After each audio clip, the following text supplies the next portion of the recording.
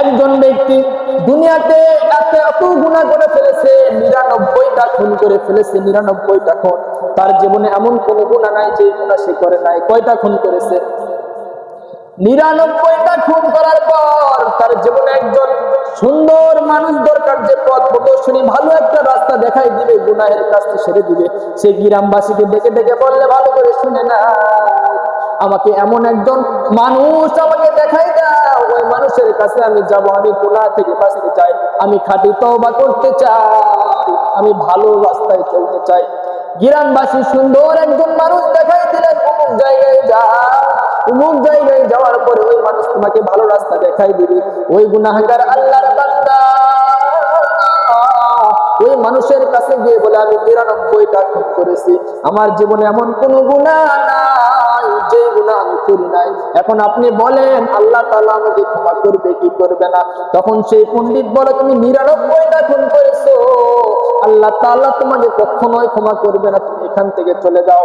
তখন আমি বললাম, আল্লাহ তাআলা যদি 99টা খুন করার বদলে আমাকে জাহান্নাম দেয়, আমাকে যদি জান্নাত না দেয়, তাহলে 99টা নয়, আমি তোমাকে মেরে সেঞ্চুরি পূরণ করে আমি 100টা খুন করতেও রাজি আছি।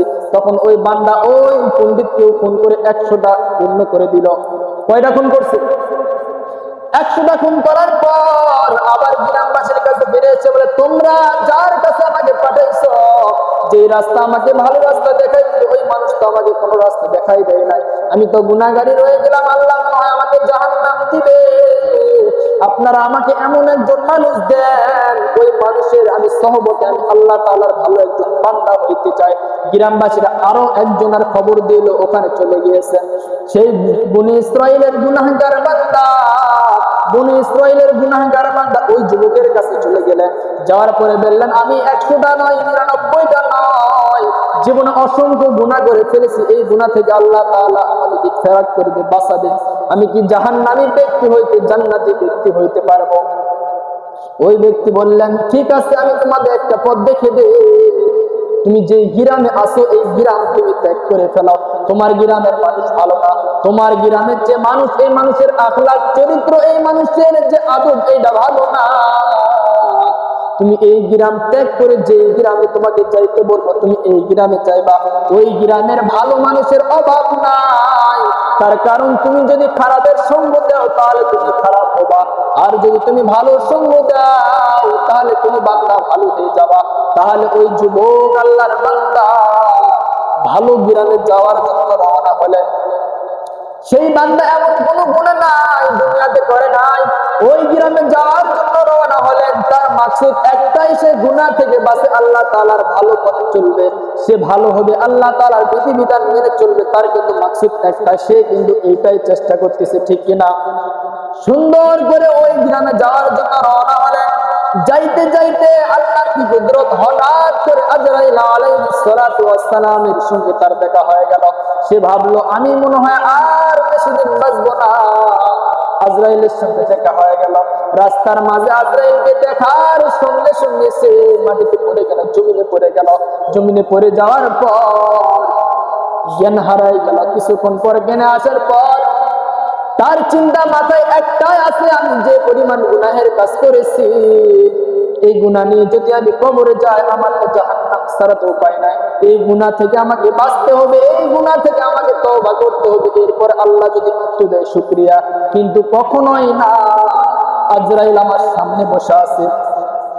সে জমিনে পড়ে যাওয়ার পর যেই রকম ছোট্ট ছোট্ট বাচ্চা হামকুরা দিয়ে সামনে অগ্রসর হয়, যেমন ছোট্ট ছোট্ট বাচ্চা জমিন থেকে এক জায়গা থেকে আরেক জায়গায় বিড়বিড় করে যাইতে শুরু করে, সেই রকম সেই গুনাহগার যুবক জমিন থেকে সামনে অগ্রসর হইতাছে, দেখি আমি কত দূর যাইতে পারি।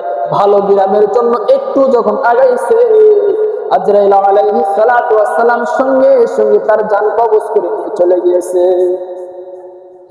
এরপরে দুইটা ফেরেশতা এসেছেন, একজন জাহান্নামের দল আর একজন জান্নাতের দল।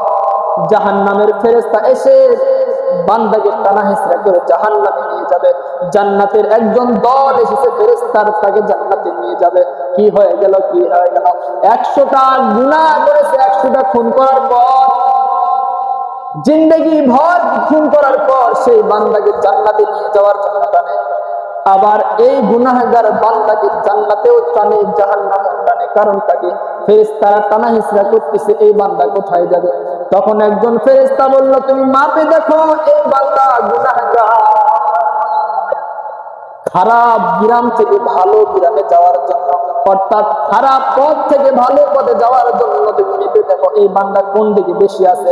একজন ফেরেশতা মাপা হলো, মাপে দেখে যে বান্দা সর্বপ্রথম আজরাইলকে দেখা মাত্রই যে জায়গায় পড়ে গিয়েছে ওইটা হচ্ছে 2 গ্রামের মধ্যবর্তী এলাকা, 2 গ্রাম থেকে মধ্যবর্তী স্থল ওই জায়গা। কিন্তু ওই যে ছোট্ট ছোট্ট বাচ্চার মতো যে হামকুরা দিয়ে সামনে একটু অগ্রসর হয়েছে ওই জায়গাটা হচ্ছে ভালো পথের রাস্তা। সুবহানাল্লাহ বলেন। ওই বান্দা যতটুকুই হামকুরা দিয়ে ভালো গ্রামের জন্য, ভালো গ্রামের জায়গায় যাওয়ার জন্য চেষ্টা করেছেন ওইটাই হচ্ছে তার বেশি রাস্তা। তখন জান্নাতীদের দল, জান্নাতীদের সর্দার ফেরেশতারা বলতেছে, ও জাহান্নামের ফেরেশতা ভালো করে শুনে না, এই বান্দা তো জাহান্নামে নিয়ে যাওয়া। এই বান্দা যদিও জিন্দেগি ভর গুনাহ করে থাকে, এই বান্দা যদি একটা নয় দুইটা নয় 100টা খুন করেও থাকে, তাহলে তুমি মেপে দেখো খারাপ রাস্তা থেকে ভালো রাস্তা কিন্তু দূরে আছে, খারাপ পথ থেকে ভালো পথ কিন্তু দূরে আছে। খারাপ গ্রাম থেকে আল্লাহ তাআলা রাস্তা যদি কেউ যায়, আল্লাহ তাআলা বলতেছে আমার রাস্তায় যদি কোনো বান্দা যদি 1 পাহাড়, আমি আল্লাহ তাআলা 2 পাহাড়ে। এই বান্দা জিন্দেগি ভর গুনাহ করেছে, আমি ফেরেশতা বলতেছি এই বান্দা গুনাহগার, কিন্তু জাহান্নামে যাবে না। আল্লাহ বলতেছে এই বান্দা আল্লাহর জান্নাতে সঙ্গে সঙ্গে চলে যাবে।